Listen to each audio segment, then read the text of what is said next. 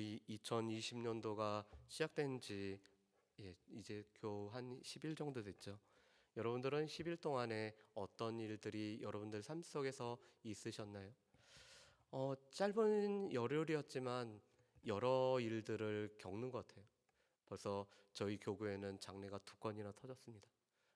그리고 병원에 입원하신 분들도 여러분들이 생기셨어요.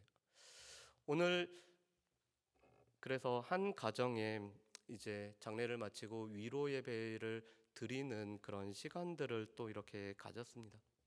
여전히 우리 가운데 예기치 않는 일들, 또 생각하지 않았던 일들이 우리의 삶 가운데서 일어나는 것들을 보게 됩니다. 그렇지만 그 가운데서 하나님께서 우리에게 향하신 하나님의 뜻이 무엇인지를 우리가 이 저녁 기도하는 시간에 발견할 뿐만 아니라 우리 하나님 앞에 나아가는 올 한 해가 되시기를 주의 이름으로 축복합니다. 아멘. 오늘 말씀은 우리가 너무나 잘 알고 있는 예수님이 우물가에 앉아 있었고 또 여인을 만났던 사건에 관해서 기록을 하고 있습니다. 그런데 오늘 요한은 이런 얘기부터 시작을 하고 있어요. 예수님이 세례를 주던 것이 많았다라는 그런 소문이 들렸다라는 이야기부터 시작하고 있습니다.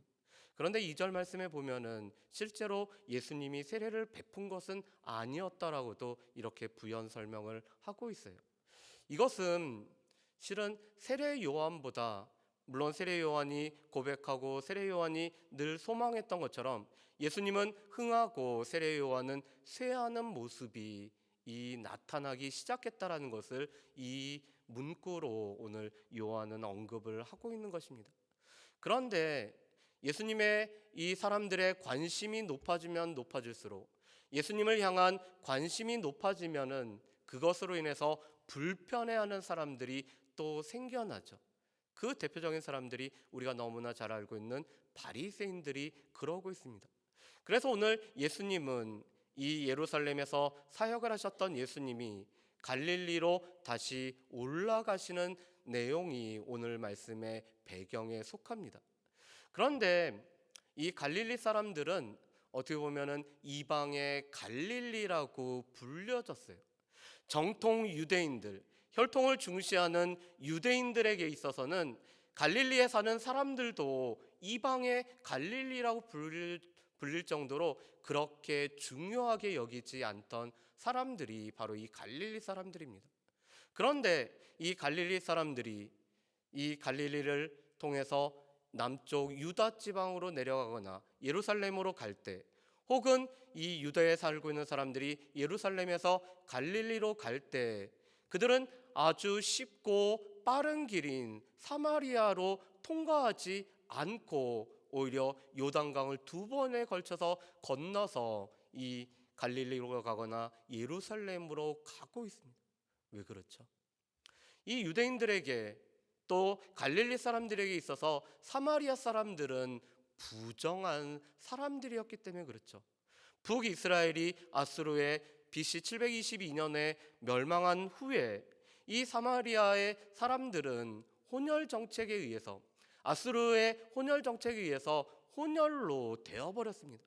그런데 혈통을 중시하는 유대인들에게 있어서 이 혼혈인 사마리아 사람들은 이방인과 똑같은 취급을 받고 있었어요.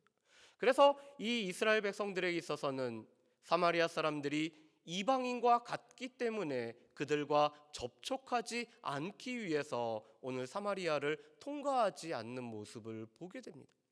그런데 반면에 또한 유대인들은 이 사마리아 사람들을 매우 싫어하는 사건이 한 가지가 벌어집니다. 그것은 사마리아 사람들이 이 유대인들이 늘 차별하고 또 차이를 두고 자신들을 동족으로 여기지 않는 것에 분노한 나머지 개의 뼈다귀, 이 개뼈다귀를 예루살렘 성전에 투척을 해버린 적이 있었습니다. 여러분, 성전이 어떤 곳이죠? 거룩한 곳이죠. 그래서 성전이라는 것 자체가 홀리라는, 거룩이라는 단어가 붙어 있잖아요. 그리고 그것은 하나님과의 관계를 회복하기 위해서 늘 제사가 드려지는 곳입니다. 그런데 그곳에 오늘 이 이스라엘 백성들이 가증하게 여기는 개, 그것도 개의 뼈다귀를 던졌다라는 것은 이 성전 예배에 대한, 또한 예루살렘에서 예배를 드리고 제사를 드려야 된다라는 오늘 이 이스라엘 사람들에 대해서, 유대 사람들에 대해서 오늘 반감을 가진 사마리아 사람들이 벌였던 어떻게 보면 쿠데타적인 행동이 바로 이런 사건이 있었습니다.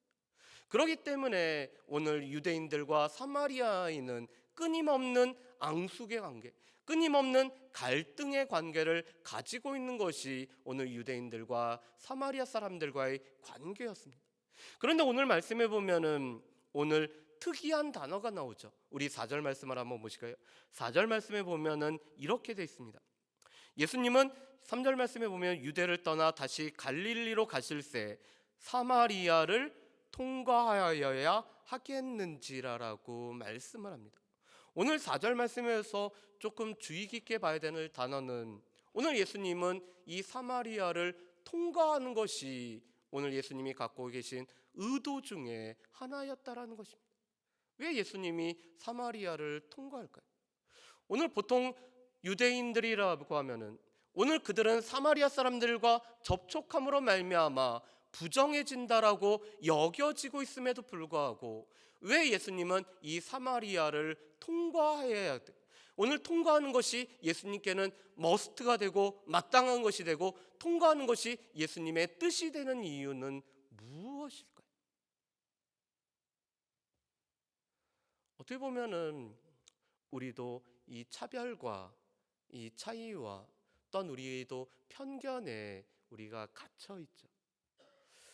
여러분 혹시 미생이라는 만화 웹툰을 아시나요? 혹시 그런 웹툰은 안 보시죠? 저처럼 별로 안 거룩한 사람은 웹툰을 좋아하는데, 그러나 이 미생이라는 웹툰은 드라마로도 만들어진 것입니다. 그리고 원래는 2부가 시작되다가 이 윤치호 작가가 몸이 안 좋아서 이 연재가 중단되고 있어요. 그래서 속히 좀 연재가 됐으면 하는 바람을 갖고 있습니다. 그런데 이 미생이라는 웹툰의 첫 단락에 이런 내용이 나오고 있습니다. 이 신입사원들이, 인턴으로 오늘 채용된 사람들이 이 정식 직원이 되고 인턴으로 채용되기 위해서 하나의 시험을 보는 그런 일이 있습니다. 그리고 조를 짜서 각각 물건을 어떻게 팔지, 또 어떻게 이 과제를 제출할지에 관한 이야기를 하고 있습니다. 그런데 주인공인 이 장그래라는 사람이 한석율이라는 사람하고 이런 것을 하고 있어요. 문화의 가치다. 이 문화에 갇혀서 어떤 상업이나 경제활동이 문화에 갇혀 있는 경우들이 있다라는 주제를 가지고 발표를 합니다. 여러분, 그런데 이것이 만화에만 나오는 내용일까요? 실은 우리에게는 어떻게 보면 우리의 편견에 갇힌, 우리의 생각에 갇힌, 우리 가운데 중요하다라고 여기는 것에 갇힌 나머지 그거 외로는 우리가 눈길을 주지 않는 경우들도 참 많습니다. 어떻게 보면은 유대인들에게 있어서는 사마리아 사람들은 혈통에 갇힌 사람들이었어요. 오늘 그들은 부정에 갇힌 사람들이었어요. 어떻게 보면 그들을 접촉하게 되면은 오히려 유대인들이 부정해지게 된다라는, 그래서 멀리 피해야 할 수밖에 없는 사람들이 바로 이 사마리아 사람들이었습니다. 그런데 예수님은 그들에게 찾아가시죠. 물론 예수님과 우리의 큰 차이가 있죠. 예수님이 만지는 사람들에 의해서 예수님이 부정함을 입히는 게 아니라 오히려 예수님이 그 부정함을 깨트리고 새로움을 주시는 분이시죠. 그런 예수님은 오늘 의도적으로 오늘 이 사마리아 사람들을 만나기 위해서, 특별히 한 여인을 찾아가시고 만나가시기 위해서 오늘 이 사마리아 지방을 일부러 예수님은 가신다라는 사실입니다. 어떻게 보면은 이 3장과 요한복음 3장과 4장은 비교와 대조와 또한 비슷한 내용들을 다루고 있는 것이 요한복음 3장과 4장 말씀이세요. 3장에서 예수님은 정통 유대인이고 바리새인이고 이스라엘의 지도자고 선생이었던 니고데모라는 사람을 예수님이 만나주고 계세요. 그런데 또 한편으로 오늘 유대 사람들이 가장 꺼리고 이 세상 사람들이 가장 질타하고 어떻게 보면 세상 사람들의 손가락질에 오늘 놀아나고 있는 이 여인을 예수님은 만나 주고 계시다라는 것입니다. 예수님에게 있어서는 그 어떤 차별, 그 어떤 차이, 그 어떤 편견에 갇혀 있는 모습이 아니라 오히려 예수님은 그들을 위해서 일부러 찾아가시는 분이 바로 오늘 우리가 살펴볼 수 있는 예수님이세요. 어떻게 보면은 예수님을 따른다고 하는 우리가 나와 생각이 다르다라는 이유 때문에, 나하고 성향이 다르고 또한 나하고 오늘 그 지연이 다르고 나하고 여러 가지 것이 다르다라는 것 때문에 우리가 멀리 배척하는 것과는 다르게 오늘 우리에게 찾아오셨던 예수님은 그런 이유 때문에 배척하는 것이 아니라 오히려 예수님은 찾아가고 있는 모습을 보게 됩니다. 어떻게 보면 이 모습을 보면서 그러지 못한 제 모습을 볼 때마다 늘 부끄럽죠. 오히려 예수님의 모습처럼 찾아가야 됨에도 불구하고 제 스스로도 이 제 생각에 갇혀서 찾아가지 못할 때가 참 많다라는 것을 볼 때마다 참 마음이 아플 때가 또 답답할 때가 참 많습니다. 그런데 오늘 그런 예수님은 또 하나의 장벽을 뛰어넘으시죠. 오늘 한 여인에게, 그것도 정오에 물을 기르러 온 여인에게 오늘 예수님이 먼저 말을 걸고 계신다는 것입니다. 어떻게 보면 요한복음에서는 이 정오라는 것은 되게 중요한 시간이세요. 이 정오라는 시간은 어떤 사람들에게 있어서는 경제적인 활동을 하지 않는 시간이 바로 이 정오 난 12시입니다. 그래서 이 많은 사람들의 눈길을 피해서 오는 여인에게는 우물에게 찾아올 수 있는 그런 시간이었죠. 그런데 이 지혜 6시, 이 정오라는 시간은 유월절 양을 잡는 시간이기도 합니다. 유월절 양을 저도 모르는데 학자들은 연구를 했더니 이 낮 12시에 정오에 유월절 양을 잡는데, 그런데 예수님이 붙잡혔던 시간도 6시입니다. 그래서 십자가에 달리시죠. 어떻게 보면은 오늘 이 사람들이 피하는 시간에, 그렇지만 양을 잡는 그 시간에 오늘 예수님은 이 한 여인에게 오늘 물을 구하고 오늘 자신에게 물을 구하는 이 유대인 남자에게 오늘 깜짝 놀라서 오늘 사마리아의 여자가 대답하는 것으로 나와 있습니다. 그러면서 오늘 예수님은 정말 중요한 말씀을 하세요. 우리 10절 말씀을 한번 보실까요? 우리 10절 말씀을 우리 같이 한번 읽어보겠습니다. 10절 말씀 우리 같이 한번 읽어보실까요? 10절하고 11절 말씀 같이 읽어보겠습니다. 예수께서 대답하여 이르시되 내가 만일 하나님의 선물과 또 내게 물 좀 달라는 이가 누구인 줄 알았다면 내가 그에게 구하였을 것이고 그가 생수를 내게 주었으리라. 여자가 이르되 주여 물 그릇도 없고 이 우물은 깊은데 어디서 당신이 그 생수를 얻게 싸움나이까. 아멘. 오늘 예수님은 오늘 제자들이 없는 가운데 오늘 우물가에 피곤한 가운데 앉아 계신 예수님은 여인에게 물을 달라는 이야기로 오늘 예수님은 이야기를 꺼내고 계시죠. 그러면서 오늘 이 여인에게 이렇게 말씀합니다. 내가 그에게 구하였을 것이고 그가 생수를 내게 주었으리라. 오늘 이 여인에게 있어서는 매일 일상의 물도 필요했지만 이 여인에게 정작 필요하고 늘 필요한 것은 생수였습니다. 그래서 예수님은 그것을 너무나 잘 알고 있기 때문에 오늘 이 여인에게 생수를 준다라고 말씀합니다. 그러면서 오늘 예수님은 두 가지를 전제를 하죠. 하나님이 주시는 선물이 무엇인지 내가 알고 또한 너에게 물을 달라고 하는 이인 내가 누구인지 내가 정확하게 알면은 내가 너한테 생수를 줄 수 있다라고 오늘 예수님이 말씀을 합니다. 그런데 이 여인은 이 이야기를 듣고도 오늘 예수님은 물 기를 수 있는 도구도 없고 이 물은 너무나 깊은데 어떻게 물을 줄 수 있는지에 관해서 되물어보고 있습니다. 당신이 지금 물 기를 도구도 없는 당신은 나에게 물을 줄 수가 없다라고 이 여인이 답하고 있는 거죠.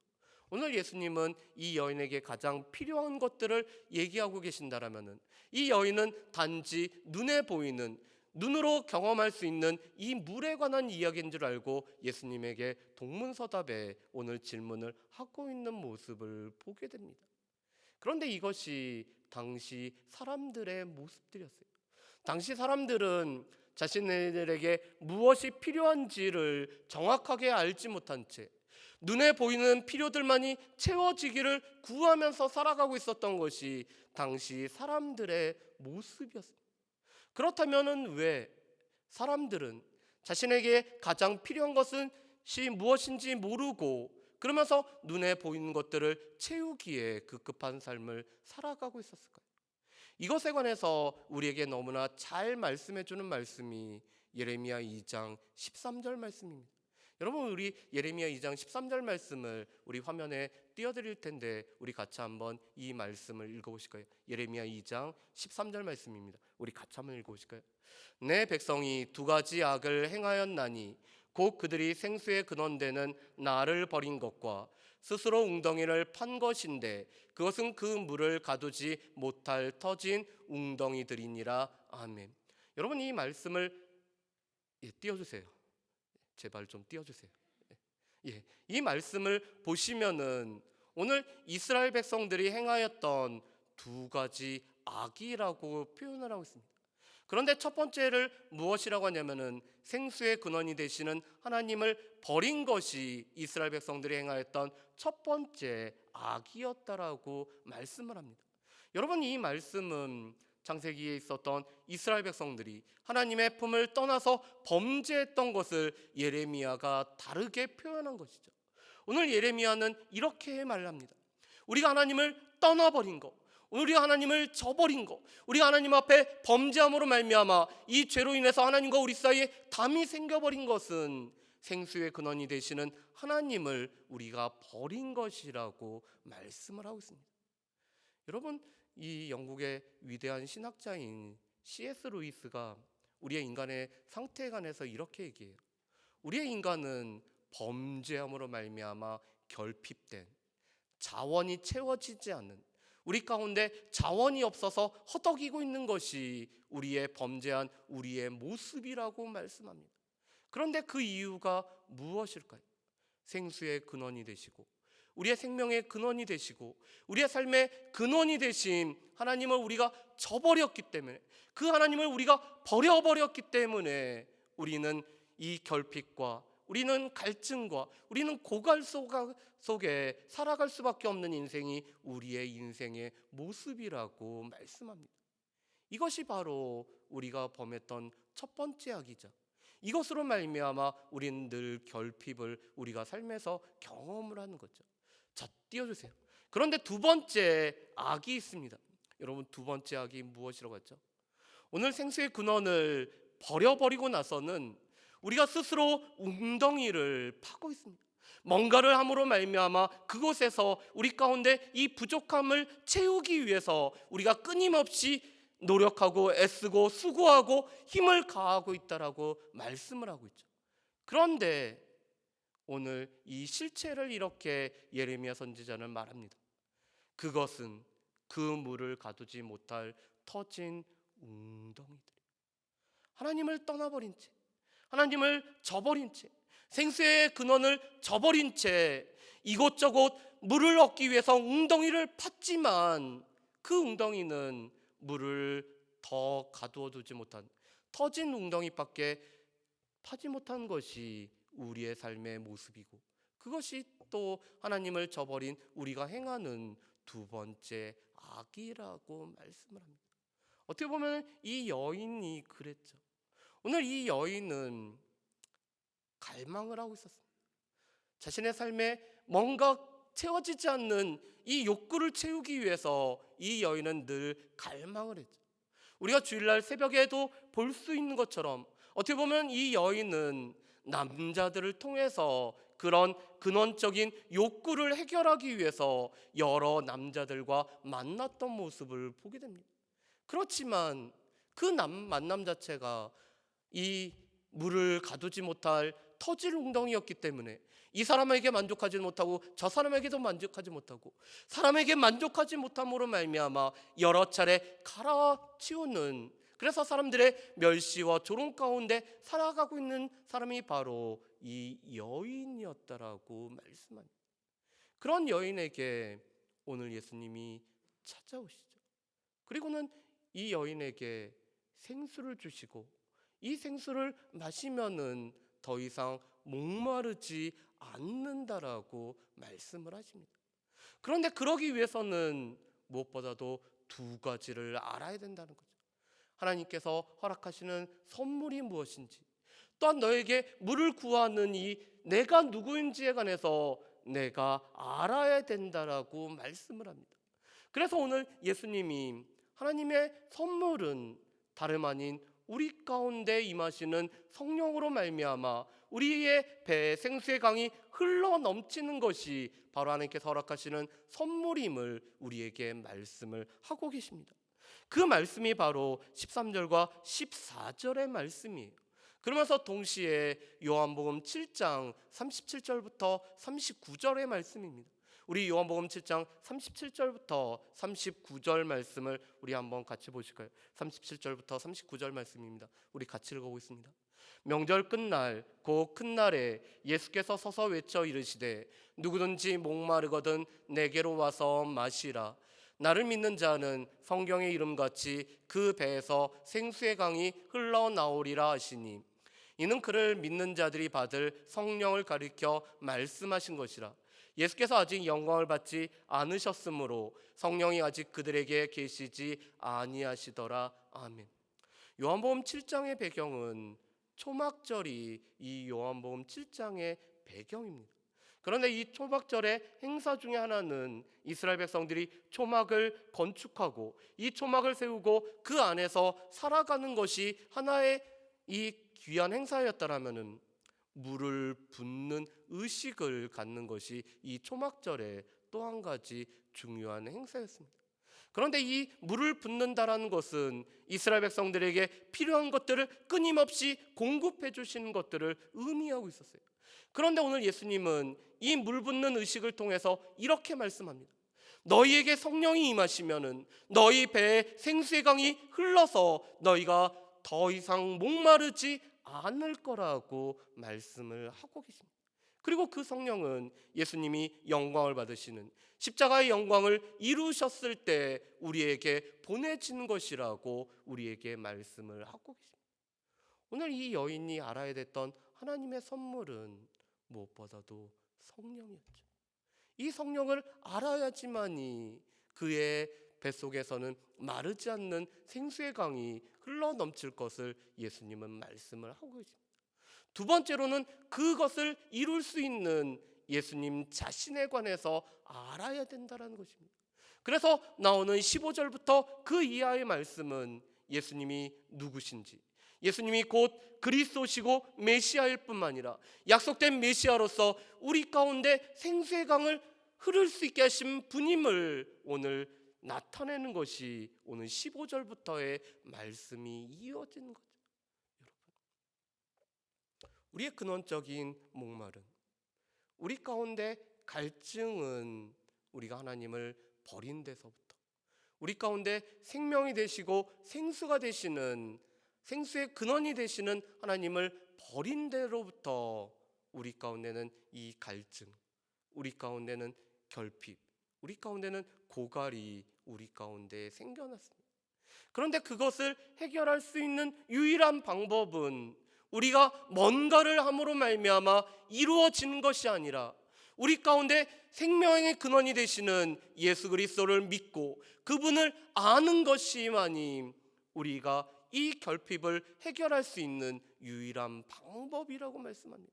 그래서 요한복음 10장 3절 말씀에 보면은 영생은 예수 그리스도와 그를 보내신 하나님을 아는 것이 영생이라고 우리에게 말씀을 하고 계십니다. 예수 그리스도를 알고 예수 그리스도를 믿고 예수 그리스도를 마음속에 모셔드려야지만이 우리에게 이 성령을 허락하시는 예수 그리스도를 우리가 믿고 우리가 영접할 때만이 우리의 이 근원적인 갈망이 채워질 수 있음을 말씀하고 계십니다. 그리고 하나님의 선물이신 성령이 우리 가운데 거하시고 우리 안에 내주하심으로 말미암아 우리는 이 생수의 강을 우리가 끊임없이 마실 수가 있다라고 말씀을 합니다. 2020년도 우리 가운데는 올해도 살아가면서 여러 가지 부족하고 때로는 여러 가지 결핍되고 때로는 여러 가지 우리의 삶이 채워지지 않는 것들을 우리가 경험할지도 모릅니다.